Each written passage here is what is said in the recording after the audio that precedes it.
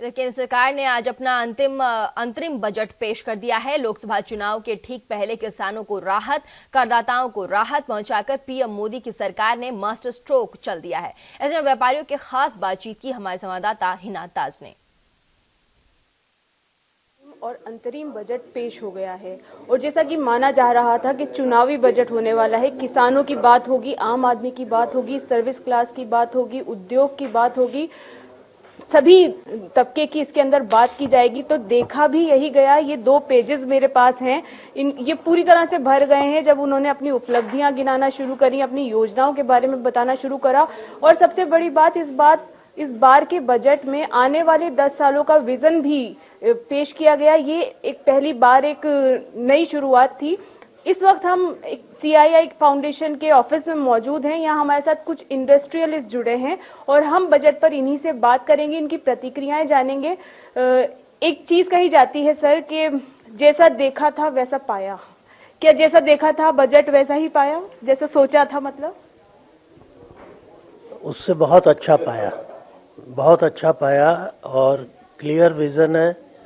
और नीचे तबके को, मिडिल क्लास को, सबको देखा गया है। और सबसे बड़ी बात जो मैं एज ए इंडस्ट्रियलिस्ट समझता हूँ, पहली बार बिजनेसमैन को प्रेज किया गया है because of the good collection of income tax.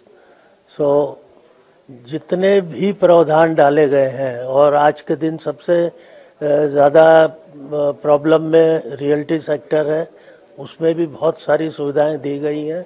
मैं समझता हूँ जो भी सिचुएशन हुई लास्ट 1 साल में, वो सारी की सारी positive within next 1 year और 2 year it will happen and we will definitely achieve 5 trillion economy in next 5 years।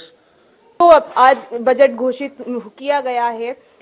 इसके तहत ये लोक लुभावना तो दिखता है, लेकिन क्या धरातल पर उतर पाएगा? सेक्टर देश का एक बहुत इंपॉर्टेंट सेक्टर है। सरकार खुद चाहती है कि सबका घर बने, सरकार खुद इस डायरेक्शन में एफर्ट कर रही है। और रियल्टी सेक्टर के साथ 14-15 और इंडस्ट्रियां जुड़ी हुई हैं जिनको ऑटोमेटिकली बूस्ट मिल जाता है। तो आप एक सेक्टर को चलाते हो तो ऑटोमेटिकली बहुत सारे और सेक्टर चल जाते हैं। प्लस इधर उनकी इनकम हाई कर दी, इनकम टैक्स का स्लैब लो कर और इधर आपने बूस्ट दे दिया। तो आई थिंक इमीडिएट इसका रिएक्शन दिखना चाहिए हमारे को। It should not take 5 years to see the reaction. अगले 1 साल में हमारे को इसका रिएक्शन तुरंत दिख जाना चाहिए। साथ यहाँ एक महिला उद्यमी उद्योगपति भी हैं और उनसे भी हम जानना चाहेंगे कि उनके क्या विचार हैं। एक महिला होने के नाते, जैसा कि बहुत सी गृहिणियां उम्मीद कर रही थी कि रसोई गैस के दामों में कुछ छूट मिलने वाली है, लेकिन ऐसा कुछ नहीं हुआ। हालांकि उज्ज्वला योजना के तहत 8 करोड़ कनेक्शन और देने का जरूर वादा किया गया है। इस पर आप क्या कहना चाहेंगी? मेरे हिसाब से महिला का जो सबसे पहला रिक्वायरमेंट होता है वो ये होता है कि उसके हाथ में कितना पैसा आ रहा है और कितना पैसा बच रहा है। अगर मैं कहूँ कि जो मेन महिला को आज की डेट में इससे सपोर्ट मिला है वो ये मिला है कि जैसे ही 2.5 लाख से 5 लाख आपने एग्जम्पशन टैक्स लिमिट की जो बढ़ाई है, उससे जो फ्री पैसा जो एक सैलरी क्लास, मिडिल क्लास, एक फैमिली जिसको सब्सिडी या जिसे ये कहे कि गैस के ऊपर जो आपके पैसे कम होने की बात है, उसका जो फायदा मिलना था वो तो जो 2.5 लाख से 5 लाख की लिमिट में उसको मिल गया।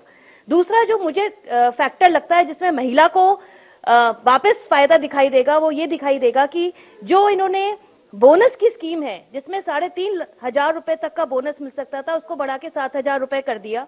जो 15,000 रुपए तक की जिनकी आय थी, मासिक आय थी, उसको बढ़ा के 21,000 रुपए कर दिया। इन दोनों जो लिमिट को उन्होंने बढ़ाया है, जिससे उन्होंने बोनस को कंफर्म कर दिया कि आपको बोनस मिलेगा ही मिलेगा। प्लस आपने ये कंफर्म कर दिया कि ESI में भी आपको बेनिफिट 15,000 से बढ़ा के 21,000 दे दिया। तो मेरा मानना है, अगर आप हेल्थ बेनिफिट में आप फैमिली को हेल्थ बेनिफिट देते हैं, अगर आप डिस्पोजेबल इनकम मतलब जो इनकम आप खर्च कर सकते हो उस इनकम में स्पेस देते हैं, तो ये जो छोटी छोटी उज्ज्वला पे सब्सिडी और ये वाली बातें बहुत छोटी है। ये जो मेजर अमाउंट जो उसके पास खर्च करने के लिए अवेलेबल होता है, उससे महिला को सबसे ज्यादा खुशी मिलती। बजट जो है विजनरी बजट है, एक इस तरह का बजट है कि जिसको अगर धरातल पर लागू कर दिया जाए तो भारत को विकासशील और विकसित देश होने से कोई रोक नहीं सकता। कैमरामैन नरेश के साथ